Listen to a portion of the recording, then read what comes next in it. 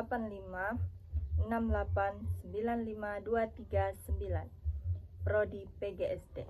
Baiklah, di sini saya akan menjelaskan tentang atau mengkaji lebih dalam terkait poin terpenting yang telah dijelaskan agar pemahaman menjadi lebih komprehensif.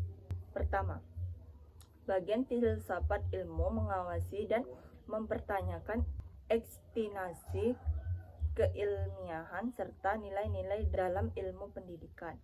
Filsafat ilmu berperan sebagai landasan kritis dalam ilmu pendidikan dengan cara mengkaji 3 aspek utama, yaitu ontologi, mempertanyakan apa hakikat pendidikan itu, objek yang dipelajari, serta realitas dalam dunia pendidikan. 2. Epistemologi, mengkaji bagaimana pengetahuan pendidikan diperoleh, metode yang digunakan, serta kebenaran ilmiah. Aksiologi, menilai manfaat dan nilai-nilai yang terkandung dalam pendidikan seperti etika, moral, dan tujuan pendidikan itu sendiri. Dengan demikian, filsafat ilmu memastikan bahwa ilmu pendidikan tidak hanya benar secara ilmiah, tetapi juga bermakna dan bernilai. 2. Bagaimana pendidikan yang bermakna dan bernilai turut memperkuat perkembangan filsafat ilmu. Pendidikan yang bermakna dan bernilai akan menghasilkan praktik pendidikan yang tidak hanya fokus pada transfer ilmu, tetapi juga membentuk karakter dan pemikiran kritis.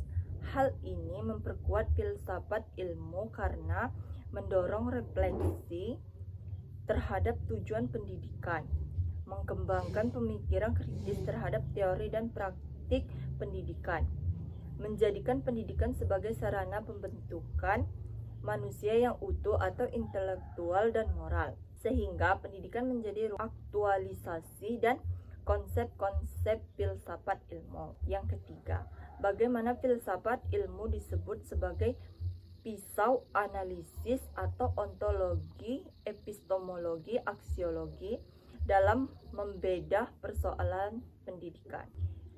Filsafat ilmu disebut sebagai pisau analisis karena digunakan untuk mengkaji masalah pendidikan secara mendalam melalui 3 pendekatan. Yang pertama, ontologi, menganalisis hakikat masalah atau misalnya apa itu belajar.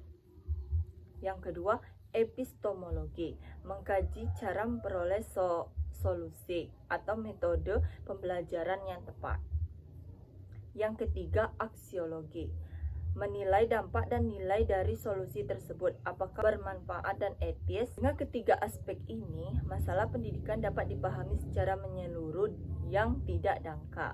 Yang keempat, contoh konkret penerapan filsafat ilmu dalam praktik pendidikan. Contoh penerapannya dapat dilihat dalam kebijakan kurikulum, penyusunan kurikulum mempertimbangkan nilai atau aksiologi, isi materi atau ontologi, dan cara penyampaian atau epistemologi. Proses pembelajaran guru memilih metode pembelajaran aktif karena diyakini lebih efektif secara epistemologi dan bernilai bagi perkembangan siswa. Penilaian pendidikan evaluasi tidak hanya mengukur kognitif tetapi juga sikap dan keterampilan sebagai bagian dari nilai pendidikan. Kesimpulannya, filsafat ilmu memiliki peran penting dalam pendidikan sebagai dasar berpikir kritis, alat analisis, serta penentu arah dan nilai pendidikan agar lebih bermakna, ilmiah, dan bermanfaat bagi kehidupan. Oke, sekian, terima kasih. Dadah. Wassalamualaikum warahmatullahi wabarakatuh.